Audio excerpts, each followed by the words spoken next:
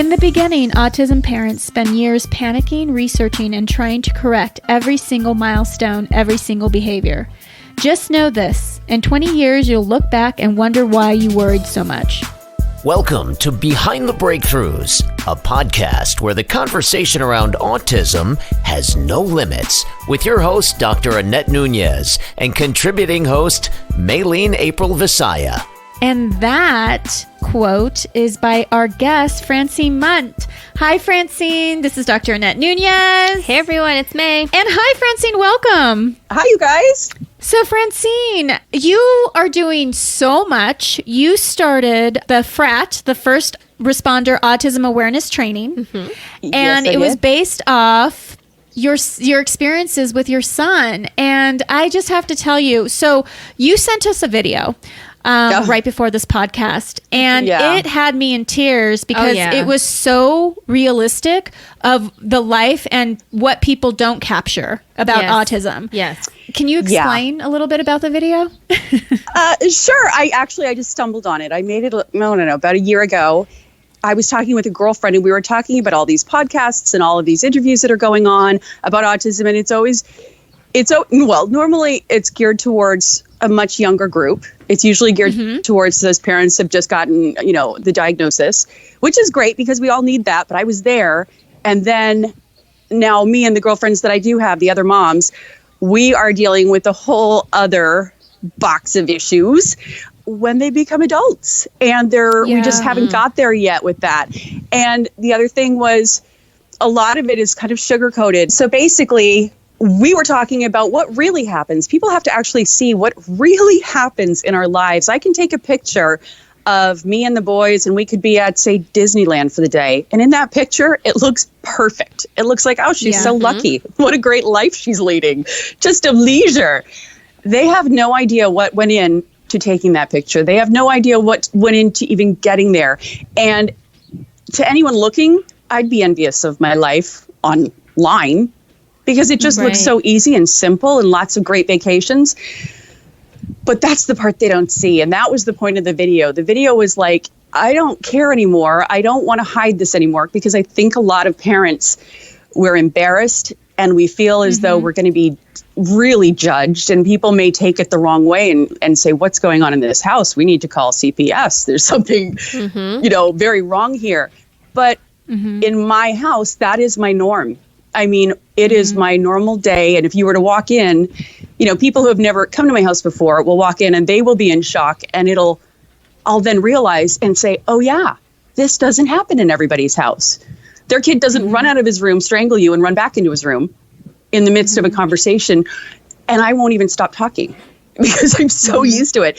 And like I say, the strangle, it's a part of The Simpsons. He loves The Simpsons, and Homer always grabs Bart by the neck and strangles him. So he understands the whole point of take it easy, no hard pressure. But it definitely, shocks people. And that's something that I don't think there's enough of it out there. We need to show what it's really like. The good, the bad, and the ugly. And there's a lot of ugly. But I think once we start, pretty much, I always felt judged. I always felt the need to kind of hide that myself, just like I did when he was first diagnosed. When the boys were diagnosed, I was in denial and I didn't want to tell anybody. I wanted to just think it away. And the day that I finally just surrendered and said, you know what, I'm going to own it. I'm not only going to tell people, I'm going to shout it off the rooftops. It made the whole house feel better. Even his brother felt better about it. When it seemed like this was something we were embarrassed about, that was the reaction we got from other people. But when we put it out there, it is what it is. This is the behavior. No big deal. The reaction we got was the same. That it wasn't so interesting, or people wouldn't stand and stare as much. If I kind of laughed and just said, oh, here we go. Well, now I'm not as fun. I'm not entertainment anymore. When we're out, it was my reaction to the whole situation. If, he had a meltdown in a store, normally back then I'd almost have a meltdown. I'd be embarrassed. I wanted it to stop. I was angry, frustrated, embarrassed. And that was great entertainment for the people in the store. Oh my gosh, what's she going to do? And now, I mean, it took years, but now it happens. It is what it is. I don't even blink. And that's helped a lot because the whole judgment, the whole, creating an audience when we go out, it's not there anymore because it's just no fun to watch. Yeah, he's having a temper tantrum. Something's obviously up here with this kid. The mom's not even really reacting. So let's keep going, move on. It's not fun to watch. But that was the point of the video, was just, you know what, let's just be real. Enough of trying to hide and pretend that this doesn't happen. It makes it easier now when people come over to visit. They kind of know what can go down, and they know it's normal. It's nothing to be afraid of. Well, just to go back, in the video, there are points where he's aggressive with you. And so you get to see the reality of it. And also the controlling behavior, how he only allows you to wear certain clothes. Oh, and, so talk about that, because, we've had clients very similar. Definitely. So that's why the video really was it resonated with us. Yeah, because we see a lot of that. And you're right. It's the behind the scenes that people don't see. It's the thing where I'm standing outside one day and someone will say, "Oh my God, aren't you freezing?" Yeah, I am. And I can't even be bothered to get into it anymore. But what people don't understand is, what some people don't understand, when you're dealing with autism, like, the severity that I'm dealing with, you have to choose your battles. Yes. You know what I mean? Some things, it's just not worth it. And the shorts thing, it started maybe 2 years ago. Okay, so first of all, I hate shorts. I always wear jeans, skinny jeans. Well, you have sexy legs in the video. I was like, wow. No, you're whatever. You're saying that to make me feel better. So we went on vacation. I think we went on a cruise. And of course, I was in shorts the whole time. We came back from the cruise, and that was it. It was not gonna. I could not put pants on. I had to wear shorts, and people would say, "Oh, well, just too bad, so sad. Just wear your shorts." No. He's 6'4", 220. I would put pants on because maybe one night I'd finally get a chance to go out with the girls, and I wanted to feel cute, and I'd put on a pair of jeans, be walking out the door, and he will literally come at me, "Mama, shorts on! Mom, shorts on!" Grab me, pull my pants off of me. And I have to go get a pair of shorts. I'll roll up the jeans, throw them in my purse, and I will have to drive down the street and put my jeans on in the car. So that is one of the things where, I'm going to let it go. I really don't do much. And I'm lucky that I live in California, so I can. I don't know how people, on the East Coast do it. I have no idea. But I'm stuck with shorts on every single day of my life. One day. You know what? But it's a good incentive to keep those legs looking nice, though. Like, if I knew I had to wear shorts all the time, I would really be cautious of that. Either that, or he's like, we need to go back on the cruise. I should own stock in Selftanner. I'll just say that, because I have those white, pasty legs. So that's been an issue. But, there's always Selftanner. But yeah, it's just stuff like that nobody even thinks of. Or even I posted on Facebook one day, and a lot of my friends thought it was funny, but it was a picture of me and Logan, and we were at the community pool. And it's an indoor pool here in Huntington Beach. And I took a picture. I looked gross. And it was me and him sitting in the pool.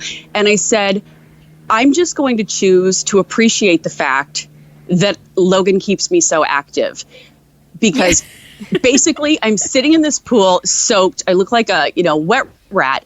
And I'm looking around, and all I can see is all of these other mothers sitting there chatting, talking to each other with a coffee. They look fantastic. And I'm in the pool going, God, I wish I could be doing that right now. Their kids are all taking care of themselves, and they look great. And it's just, you got to look for the positive, just like we were saying at the beginning. Yes, you choose your mood, and if I choose to say this sucks, it's gonna suck.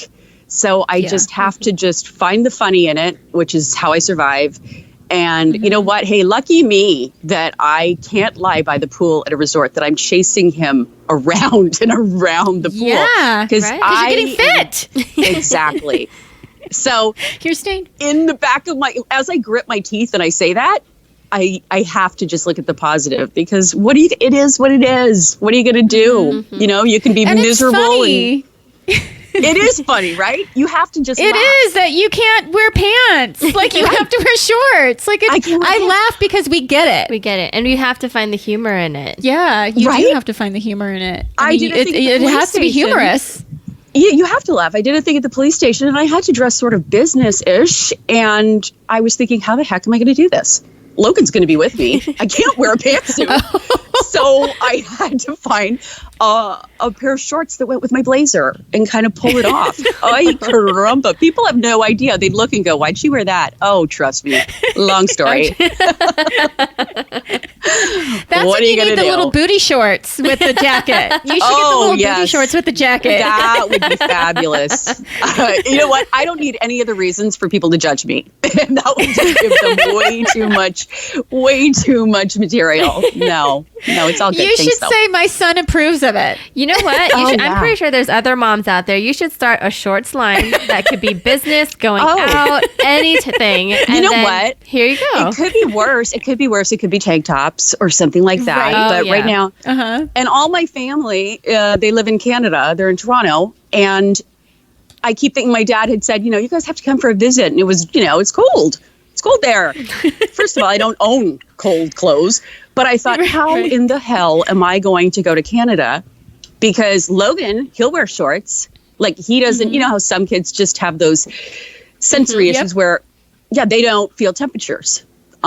He doesn't. He can be overheated. He can be in below zero weather. I took him to New York.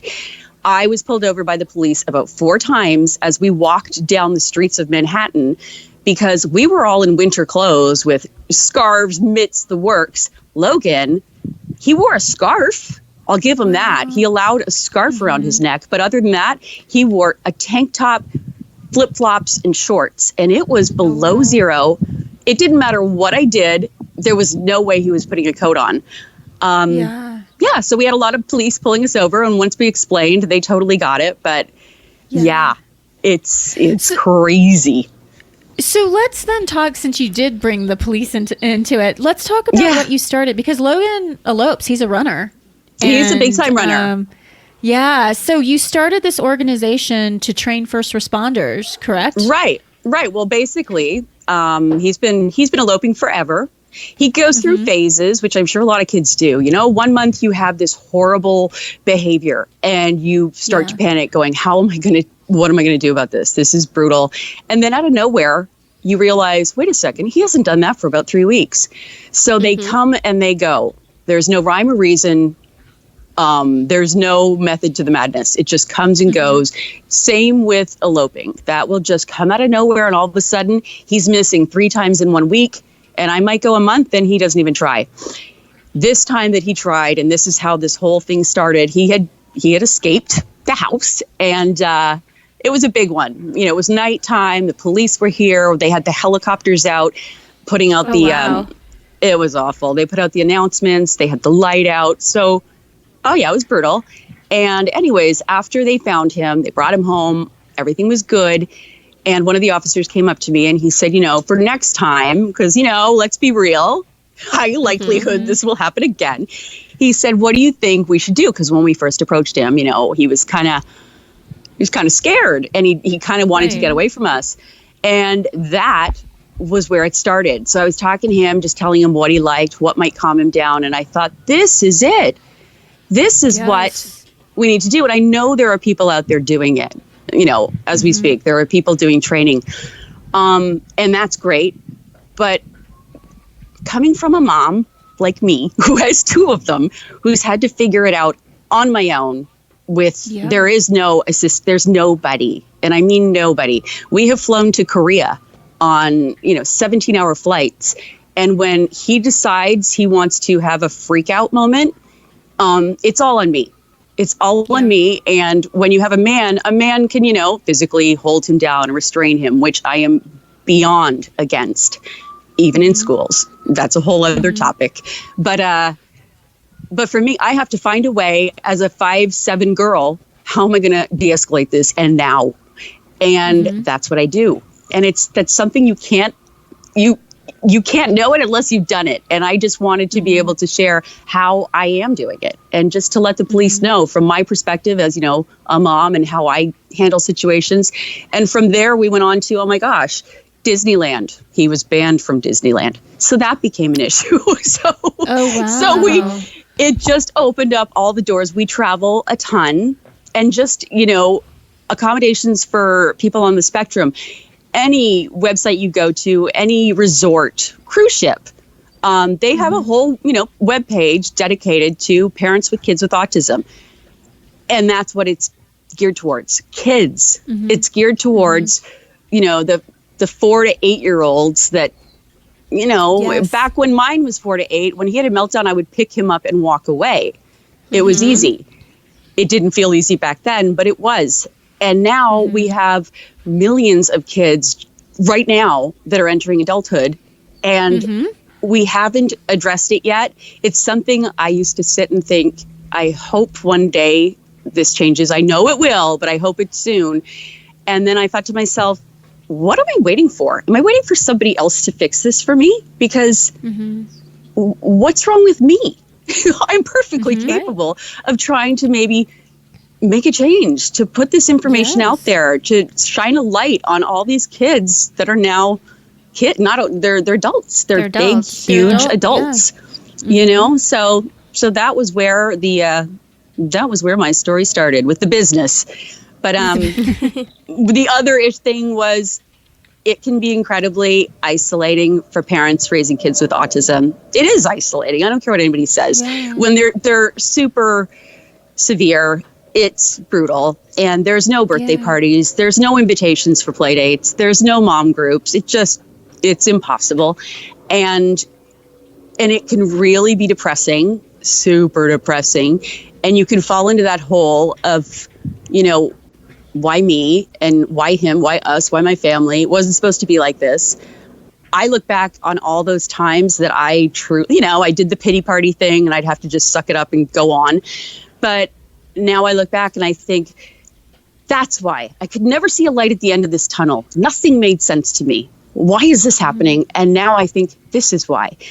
All of those brutally hard times where I was alone and I just had to figure it out. If I didn't go through all of those times, I wouldn't have this information that I can now share with everybody, with not only officers and businesses, but with other parents that, have kids just newly diagnosed. So it's good to know, because there wasn't many around when mine were diagnosed. We were all pretty much in the same boat. Everyone had little kids.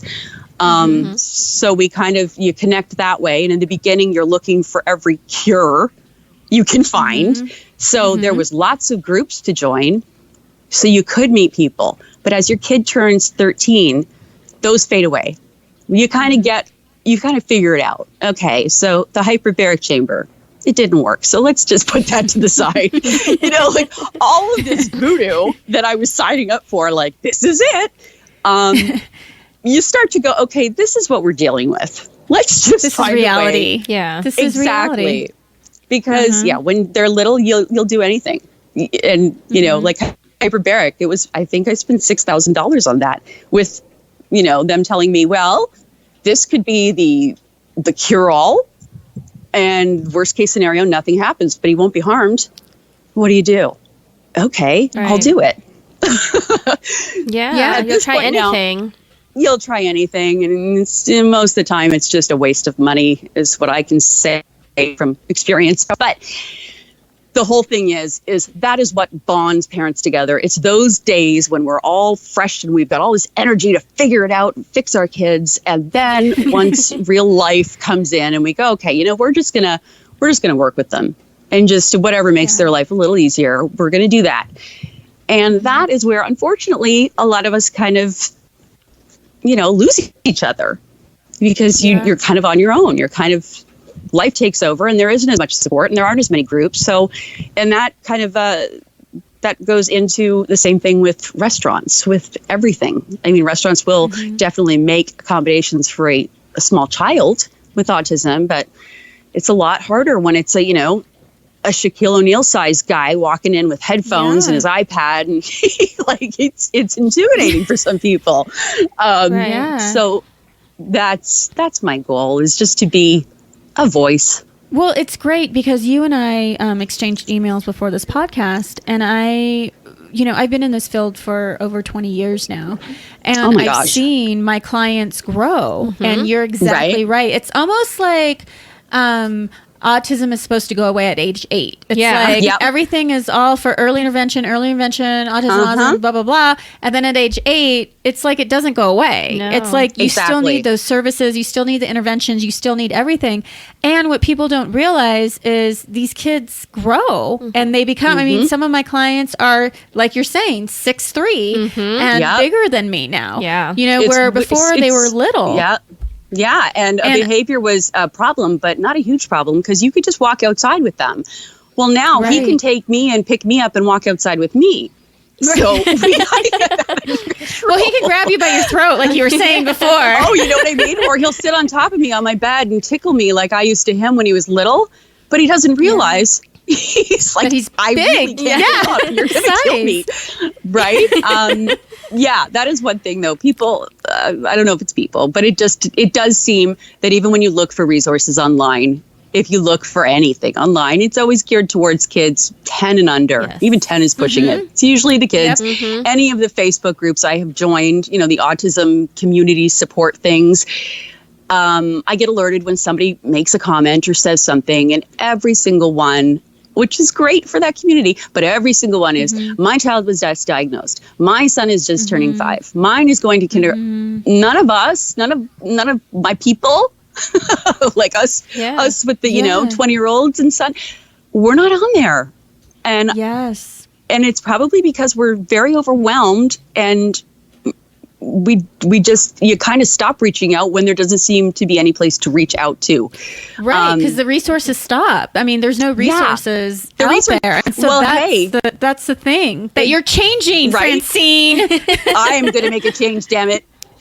I am going to make a change. But yeah, just like we had in-home therapy, we had it for about, 4 or 5 years. Of, ABA therapy, feeding therapy, you name it. And it was every day, 4 days a week. It was what it was. But the point was, they explained during these 4 years, you are going to participate in every single session, and you are going to learn how to implement ABA so that we can phase this out. And like it or not, I definitely learned. I got some great tips. I will say that. Really great tips on just how to handle meltdowns and things like that. And I still use them. But yeah, that's what you're saying is it phases out. They expect the parent to take over.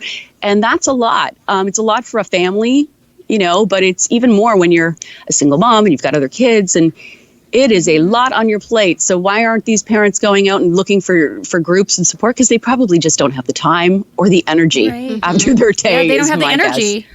Yeah, I mean, they've been doing year after year after year. Yep.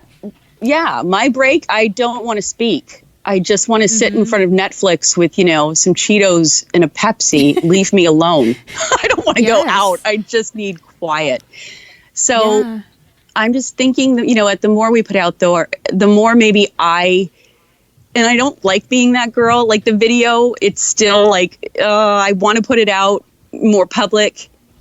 But I'm just still working up the guts to do it because I don't want to be judged. I think you should. You think so, that's reality. Yeah, that's reality. And people resonate.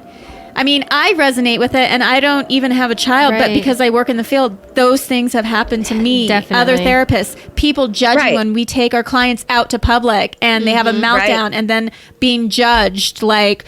and I mean, it's so everything real. that has happened to you has happened. I mean, that was like, it hit home. And then I start thinking of all the other parents that we work with that would love to see that because they can relate. They know that somebody out there is going through the same thing. Yes. I think that's what it was.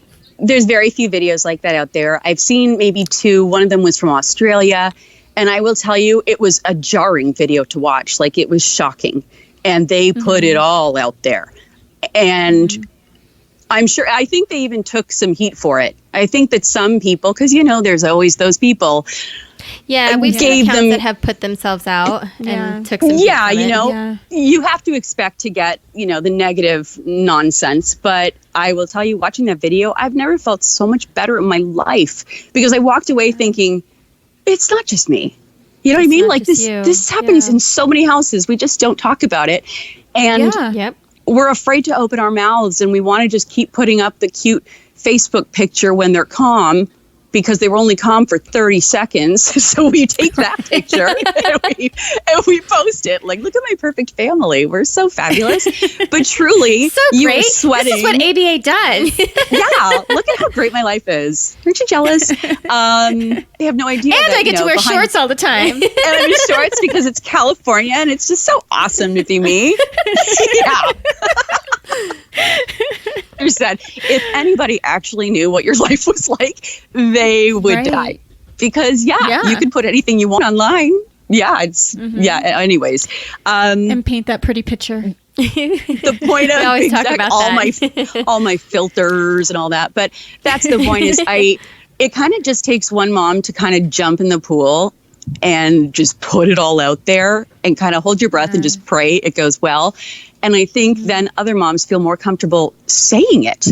Because even with my friends, we'll have conversations about some really deep stuff we go through with these kids and stuff we wouldn't ever want anyone to know. Like, when you say, if there was a video camera in my house, oh my God. You know what I mean? The police would be here. Yeah. But it's not until you're sitting quietly with one other mom and she admits it. And then all of a sudden it opens the floodgates. And you're like, if you said that, I can tell you this. Yeah. Yes. And we just need to push a little harder to get past that so we can really put it out there and have other parents feel comfortable about sharing what's really going on. Conversations about it. Yeah, open conversations about it. But the thing that I loved about the video though too is that you show the reality of it, but then also you show your relationship with your son and how you travel and you're smiling and you're having fun. So I think that just happens in life, like just in any relationship with anybody. You go through those ups, you go through those downs, and you highlight the best of everything, Right. And so it was great. The doom and gloom. I've watched videos online of, parents putting videos of their kids with the Sarah McLachlan, sad music in the background. Yeah. And I hate them. I cringe because I'm like, oh my God, this is so flippin' depressing. Is it really this bad? But that's why I put the video. I do have to say your music. I told May, I'm like, I just really like this music. It reminds me of you. It's like Skippy. Yeah. It's kind of upbeat, right? So So these parts suck, but there's also good stuff. It does, just like everybody's life. Everybody has something. This is my deal. Everybody's got some deal. But I just can't stand the doom and gloom. Like, such a horrible thing. It is what it is. It can suck, but this is the reality. And oh my gosh, we still have tons of fun, just differently. But life goes on. Life goes on, and that's what I love about you. Is that life goes on. You're real about everything. I'm beyond real. And what you see is what you get. But more people, I think, need to embrace that. Yes, and not hide behind what people think they think autism should be, but what it actually is. Yes. Because even everybody has their journey and everybody goes through those dips, where you're like, yeah. Everybody has a meltdown. Even I'm having a meltdown. Oh, I can't even imagine that. But even, if you have typical kids and you have typical teens that are 17 and 18 years old, I look at them some days and I'm beyond jealous. You have your moment of like, just shut up, because you're so jealous of, you can talk to them, you can go on vacations, they're self-sufficient, I'm jealous. But I got to keep in mind, you know what? It's not perfect. They're teens. These people have to worry about their teen getting into drugs, their teen getting pregnant, their teen, they still have just as many stresses and worries as I do. Except my stresses, I don't have to worry about, Logan getting high. I don't have to worry about him staying out all night and doing drugs. But I do have the other things to worry about. So I do believe it's all relative. They may get a little bit more time to themselves compared to us, but stress is stress. Mm-hmm. It doesn't matter where it's coming from. And they are a little more open to talking about it. Whereas autism parents right now are still kind of afraid to, let you really know what's going on. Right. Because it's kind of scary. It is. You take enough judgment when they're little. And so by the time you're at this stage, you just I think a lot of people can't take it anymore and just would rather post the picture and, we're happy, everything's good, to stay out of the spotlight rather than put it in the spotlight. Yeah. But I think if more people did it, I think it would be a better support. People would have support. They know that there's more people out there, and there would be a big support group out there. Because I think things are so hidden that you do show those cute pictures, but what happens when they get older? Nobody talks about it. Nobody does. Nobody talks about it. When mine were first diagnosed, we said nothing to nobody. It was. I hate to tell this, and it's the truth though. It was a secret. It was a secret in my family. And I remember there was going to be a big family picnic and nobody knew that my kids were diagnosed. And they had mentioned, maybe you should come back up to Toronto and you can come to the picnic. And I said, but what about the kids? How am I going to explain this? What am I going to do if Logan takes all of his clothes off at the picnic? Because that could easily have happened back then. It's just so weird. I think it's culturally, culture plays a big part in it. My parents were Irish immigrants, and it was a real worry of even just telling the family back in Ireland that we had this diagnosis. We didn't want, it was brutal, but I think because it was so new, no one had this. Nobody knew about it. Yeah. No one knew about it. And maybe that went on for maybe 2 or 3 years where it was just like a family secret, I hate to say. We just didn't discuss it. And finally, I think after the 3rd year, and even friends on Facebook, they didn't know. And it makes you yourself feel like because you're living a lie. You're afraid that what if somebody wants to come visit me in California? I have to say no. I have to say no because they're going to see my son. And they're going to awful. Yes. And then they might tell people. Awful way to live. So backwards.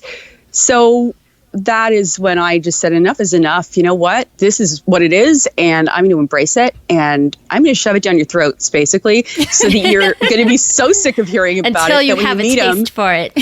You know what I mean? So now when you do come to visit me, or I do go home to visit, and they see us walking through the mall, there's not going to be any shock. It is what it is. I won't have the anxiety of, oh my gosh, there's somebody from high school and they're going to see. It's such an awful way to think. But it's like when they were saying, oh, the diagnosis isn't going up or the autism rates aren't going up. It's the diagnosis. Parents are fishing. Are you kidding me? I wanted nothing more than for them to tell me my kids did not have autism. I prayed that they didn't have it. And, it turned out they did. Whatever, let's move on. But, for people saying, well, some people are just going looking for it and hoping to get their child diagnosed. Good Lord, it couldn't have been further from the truth. Geez, no. So, I think like with anything, just embrace it. It is what it is. And for some, it's a gift from God. I wish I, had some Asperger's myself. I do too. Yeah. Right. Logan's brother has that, and he is doing fantastic, and he's brilliant. He's absolutely brilliant, and I don't know how he does it, but as I told him, it's like a gift to be able to have a mind like that. So I know. Yeah, definitely. It definitely. There's goods and bads. There is. So on that note, Francine, oh my God, I could talk to you forever. I love talking with you. I know this is going to go on forever. I'm so sorry I haven't shut up.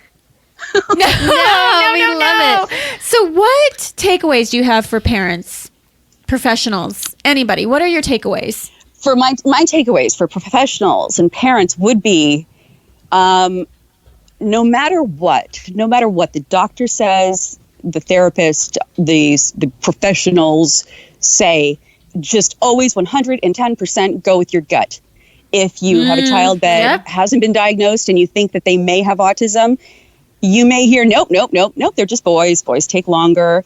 If you have a feeling in your gut that something's not right here, there is a 99.9% chance that you're right, because mom guts just know.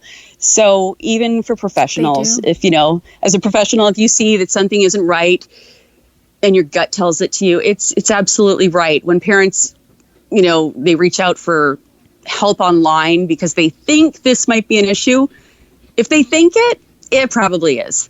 Like if your gut's telling you, it's probably an issue. So go with your gut. Go with your gut. Go with your gut. So on that note, where can people find you? I have a website. It's www.FRAAT.org. FRAAT for First Responders Autism Awareness Training. I'm also, you can find me by my name, Francine Mundt. The last name is M like Mary, U like Uncle, N like Nancy, D like David, T like Thomas.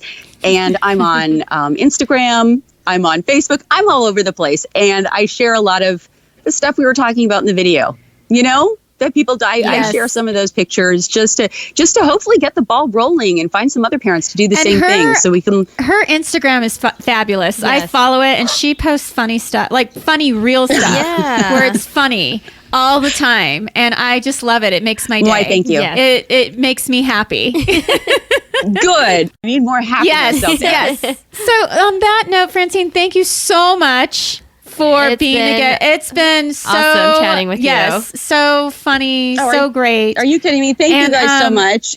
Yes, just sharing your story and getting your story out there. It's amazing. And I'm sure so many other moms and parents can relate. Yes. And share that video, Francine. Share that video. Okay, you guys are giving me the push. When I finally do, I am totally emailing you guys and letting you know I did it. It's like jumping in the pool. Please. Yes. I'm just so scared. Do it. I may have to do it and not allow comments just in case, but I'm going to do it. It's coming out. Do it. Thanks, I'm doing it, guys. So much. I'm doing it. Yay! Thanks so much, Francine. Woohoo! Bye. Bye. Bye, guys. Thank you for listening to Behind the Breakthroughs, where the conversations around autism have no limits. Find out more by visiting our website, btinterventions.com. Have a question? Submit it, and we'll be happy to answer it on a future episode of Behind the Breakthroughs.